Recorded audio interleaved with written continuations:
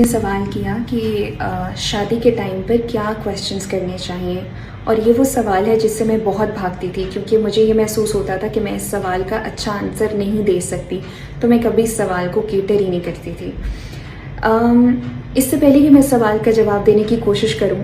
میری ماما کہتی ہیں کہ میرے نانا کہا کرتے تھے کہ شادی کا جو رشتہ ہوتا ہے یہ بند مٹھی کا رشتہ ہوتا ہے، یہ مٹھی کھلے تو پتہ لگتا ہے کہ اندر کیا ہے۔ سو جب تک آپ کسی انسان کے ساتھ اس کے گھر میں ایک چھت کے نیچے رہنا نہیں شروع کر دیتے، آپ کبھی بھی اس کے بارے میں شعور نہیں ہو جاتے، آپ اس کو جان نہیں پاتے۔ اور بعض اوقات تو ایک چھت کے نیچے رہنے کے بعد بھی آپ کو ہر دور میں ایک نئی چیز پتہ لگتی ہے اپنے پارٹنر کے بارے میں۔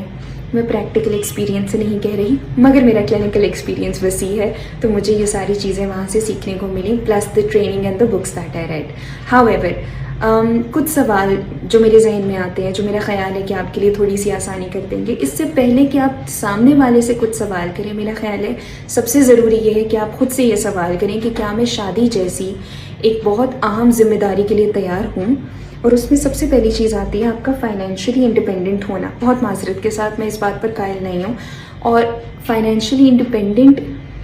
میں اس بات پر قائل نہیں ہوں کہ آپ بغیر فائنینشلی انڈیپینڈنٹ ہوئے یہ ڈیسیژن لے لیں۔ اور فائنینشیل انڈیپینڈنس سے قطعاً یہ مراد نہیں ہے کہ آپ کروڑ پتی ہوں، اتنا بیسک کہ آپ اپنی بیسک نیڈس، اپنی روٹی پانی، اپنا لباس اور اپنی ریسپیکٹ کے لیے انتظام کر سکیں، بس یہ، اس سے زیادہ نہیں۔ کیا یہ، اور یہ دونوں فریق کے لیے ٹھیک بات ہے، یعنی صرف ٹھیک ہے کمانے کی ذمہ داری صرف میل پر ہے، مگر